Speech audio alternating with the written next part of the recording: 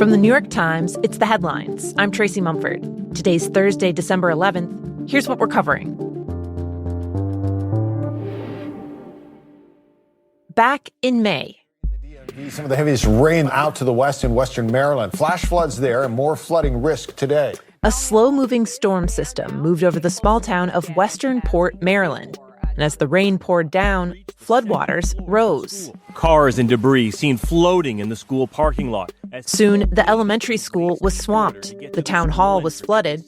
Books from the city library were scattered across town amid the debris. Mud. Everything here is mud. Look, there goes a truck loaded down with the mud that they've just scraped up off the street.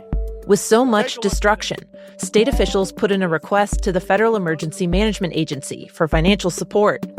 FEMA's response? Denied. Local officials assumed that was some kind of bureaucratic mix-up, so they submitted a more thorough damage report that estimated cleanup costs at about $30 million. FEMA's response? Denied again.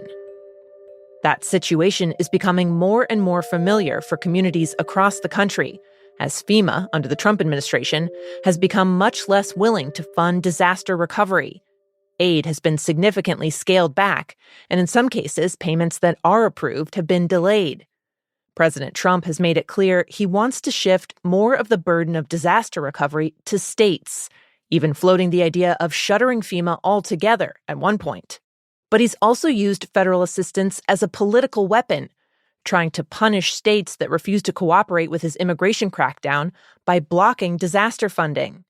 On the same day that FEMA denied funding to Maryland, a blue state, Trump approved federal aid for Alaska, Nebraska, and North Dakota, all states that supported him in last year's presidential election. Maryland's governor told The Times he thinks the flood recovery request was denied because it's a Democratic-controlled state. And a county commissioner representing the town of Western Port, who is a Republican, agreed, saying, quote, "We're strictly a victim of ideology." In a statement, FEMA said it had analyzed the damage information and that the data didn't support sending aid. Meanwhile, the Trump administration has just appointed a new official to oversee the office at FEMA that weighs in on whether federal disaster aid should be sent to communities. The appointee, Greg Phillips, has worked in state human services agencies, but his LinkedIn profile doesn't list any professional experience in emergency management. Phillips has been a leading proponent of election fraud conspiracies. According to the fact-checking site PolitiFact, unsubstantiated claims about millions of non-citizens voting, which Trump himself amplified, can be traced back to Phillips. Now, 3 other quick updates on the Trump administration. As you probably know, we've just seized a tanker on the coast of Venezuela, large tanker, very large. President Trump announced that the U.S. took control of a ship carrying oil yesterday, providing no specifics other than saying that it was seized, quote, for a very good reason. Footage shared by the administration appeared to show U.S. forces rappelling down from a helicopter onto the deck of the tanker. U.S. officials tell The Times it was carrying Venezuelan oil and that the seizure is part of the administration's ongoing pressure campaign on Nicolas Maduro, the leader of Venezuela, whose country is highly dependent on oil revenue.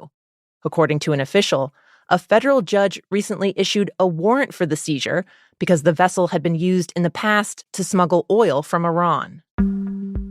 Also, applications are now officially open for an expedited visa the U.S. government plans to offer for $1 million, dubbed the Trump Gold Card. Basically, it's a green card, but much better, much more powerful. The White House has framed the visas as a way to raise billions of dollars for the government and attract what it calls the best people, like entrepreneurs and investors. Critics say the new program will unfairly prioritize wealthy individuals who will be able to get U.S. residency, potentially just weeks after applying. To be eligible for a gold card, applicants will have to pay a $15,000 processing fee that's non-refundable. And last update, the Environmental Protection Agency is reassessing the risks of certain chemicals, starting with formaldehyde. The cancer-causing gas is used in the production of a lot of consumer goods, paints, plastics, furniture, clothing, and it's even used in some hair straightening treatments. Now, the Trump administration is proposing to almost double what's considered a safe level of exposure, upending earlier findings that said basically any exposure to the chemical is dangerous. The shift is a big win for the chemicals industry, which has been lobbying against strict regulations on formaldehyde for years. It's argued that new limits on the gas would be expensive for businesses and that workers can instead be protected by things like respirators.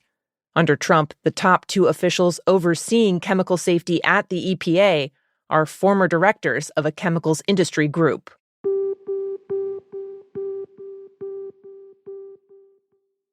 We judged it appropriate at this meeting to lower our policy rate by a 0.25 percentage point.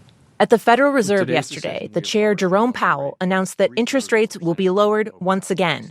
But it was a contentious decision, with the policymakers split on how to proceed.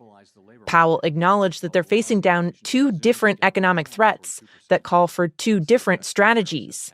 Continued shakiness in the job market might require cutting rates more, while growing inflation might mean raising them. So what do? You've got one tool. You can't do two things at once.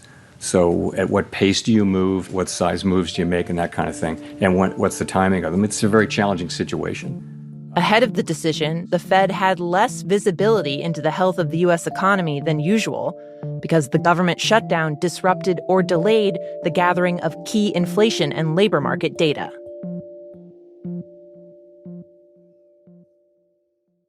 In Paris, investigators revealed new details about the jewelry heist at the Louvre and the security lapses that allowed it to happen. Originally, the museum's director said the thieves had managed to get in undetected because a key security camera was facing the other way. Now, investigators say the crime was caught on camera, but the security guards weren't watching it because there weren't enough screens in the control room to see every surveillance feed simultaneously. It took 8 minutes for them to toggle over to the right feed.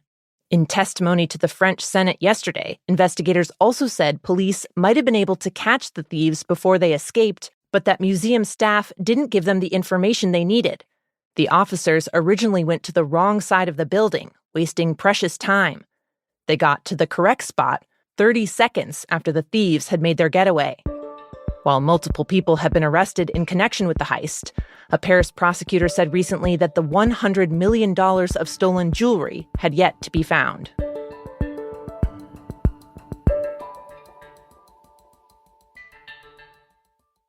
And finally, Fern Michaels, the best-selling author of more than 200 romance novels and thrillers, has died at age 92.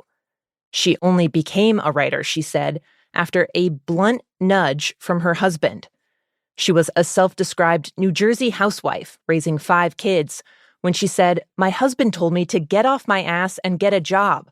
Those were his exact words. So she gave writing a shot and went on to sell an estimated 150 million copies, according to her publisher. Bodice rippers, along with family dramas and mysteries. Guess what, she said, "I don't have that husband anymore." At first, she worked with a writing partner on the books, and they shared the pen name, Fern Michaels, though she later took full control of it. Her real name was Mary Kushkier, but she was inspired by a giant plastic fern she had in her living room. Over the course of her career, she built a fiction empire. Even in her 90s, she was still publishing 4 books a year.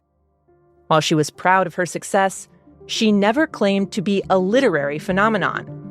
Is Fern Michaels a good writer? She wrote on her website. No. Those are the headlines. Today on The Daily, Times political reporter Robert Draper explains the cracks that are starting to show inside the MAGA movement. You can listen to that in the New York Times app or wherever you get your podcasts. I'm Tracy Mumford. We'll be back tomorrow with the latest and the Friday News Quiz.